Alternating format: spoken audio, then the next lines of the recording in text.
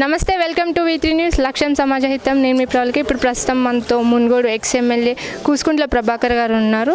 అసలు ఇక్కడ ప్రచారం ఎలా జరుగుతుంది, ఎలక్షన్స్ కూడా అతి సమీపంలోనే ఉన్నాయి, ఎలా ముందుకెళ్తున్నారో వారి మాటల్లోనే తెలుసుకుందాం. సార్, ఇక్కడ ప్రచారం అనేది ఎలా జరుగుతుంది, అసలు ఎలా ఉంది, ప్రతి విలేజ్కి ప్రతి ఇంటికి వెళ్తున్నారు, అసలు మద్దతు ఎలా ఉంది ఇక్కడ? మీరు చూస్తూ ఉన్నారు కదా ప్రత్యక్షంగా. మీరు కూడా గ్రామాలలో ప్రచారం జరుగుతున్న సందర్భంలో ప్రజలు ఏ విధంగా స్వాగతం పలుకుతూ ఉన్నారు మీరు స్వయంగా చూసినారు.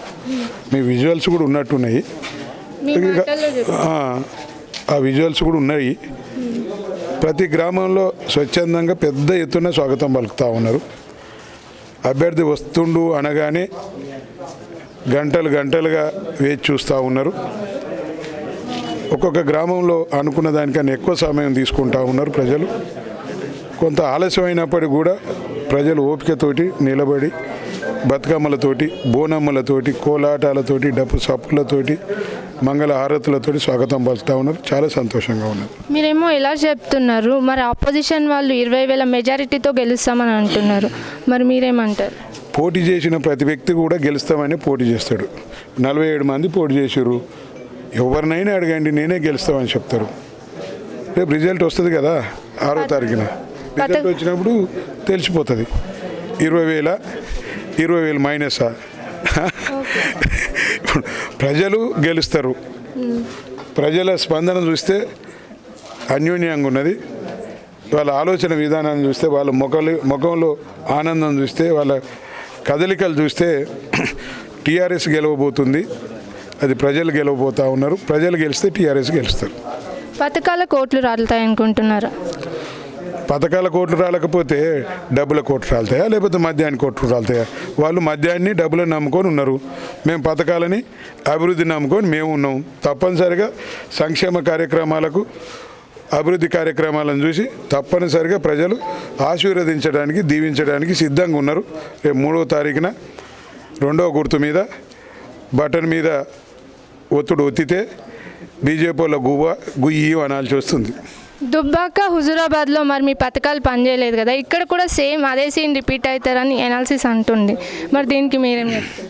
ఇప్పుడు దుబ్బాక వేరు, ఇక్కడ వేరు. రోజులు మారుతున్న కొద్దీ అక్కడ వాతావరణం కూడా మారుతుంటుంది.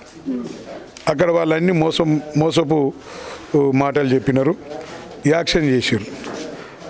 దెబ్బ తగలక ముందుకే దెబ్బ తగిలిందని, జ్వరం రాకముందే జ్వరం వచ్చిందని, బెడ్ల మీద పండుకున్నారు, కాళ్ళ కట్లు కట్టుకున్నారు, షేక్ కట్లు కట్టుకున్నారు. ఎంతనండి వాళ్ళు 500 మెజార్టీతో గెలిచినట్టు దుబ్బాకల. ఏంది ఆ గెలుప? దాన్ని ఓ పెద్ద రాద్ధాంతం చేస్తున్నారు. మరి అట్లా అనుకుంటే మేము హుజూర్ నగర్లో గెలిచినాం, దుబ్బాక గెలిచినాకనే కదా. ఆ తర్వాత మళ్ళీ సాగర్లో గెలిచినాం, అంతకుముందే కదా. మరి ఈ గెలుపుని ఎందుకో మాట్లాడారు. ఆయన 2 గెలవంగానే ఎగిరి పడుతుండు, చాలా నిక్కి మాట్లాడుతున్నారు. మరి ఈ ఫలితం ఏంది ఆలోచించాలి కదా. ఏ నమ్మకంతో ఇంత కాన్ఫిడెన్స్గా చెప్తున్నారు? కూసుకుంట్లను చూడాలా, కేసీఆర్ని చూడాలా, అభివృద్ధిని చూడాలా అంటే మీరేం చెప్తారు?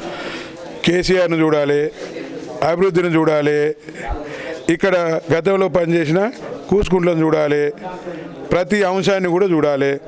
ప్రజలకు అందుబాటులో ఉండే వ్యక్తి ఎవరు, ప్రజలకు అన్ని అవసరాలు తీర్చే ప్రభుత్వం ఏది, ప్రజలను కాపాడుకునే పార్టీ ఏది, ఇక రకరకాలుగా 100 అంశాలలో 100కు 100 అంశాలు టీఆర్ఎస్ పార్టీకే, కేసీఆర్కే, కూసుకుంట్లకే అనుకూలంగా ఉన్నాయి. కాబట్టి గతంలో పనిచేసిండు, పనిచేసి పనితనం చూపించినాడు కేసీఆర్ గారి నాయకత్వాన, జిల్లా మంత్రి జగదీశ్వర్ రెడ్డి నాయకత్వాన.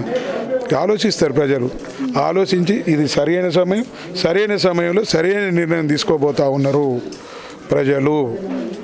ప్రజలే గెలుస్తారు. ప్రజలు గెలిచిరంటే ప్రజలను మొత్తం టీఆర్ఎస్ వైపు ఉన్నారు, అది కేసీఆర్ వైపు ఉన్నారు, కేసీఆర్ నాయకత్వాన్ని ఉన్నారు. కాబట్టి టీఆర్ఎస్ గెలుస్తుంది. ఎంత మెజారిటీతో వస్తారు అనుకుంటున్నారు? రేపు 6వ తారీఖున మీరే చూస్తారు ఎంత మెజార్టీ అనేది. గొప్ప మెజార్టీతో గెలవబోతా ఉంది. Okay, thank you sir, thank you so much. చూసారు కదా, ఇది ప్రచారం ఎలా జరుగుతుందో. తప్పకుండా మేమే గెలుస్తున్నామని కూసుకుంట్ల గారి మాటలో తెలుసుకున్నాం కదా. అంతవరకు చూసినానండి V3 న్యూస్ లక్ష్యం సమాజంతో.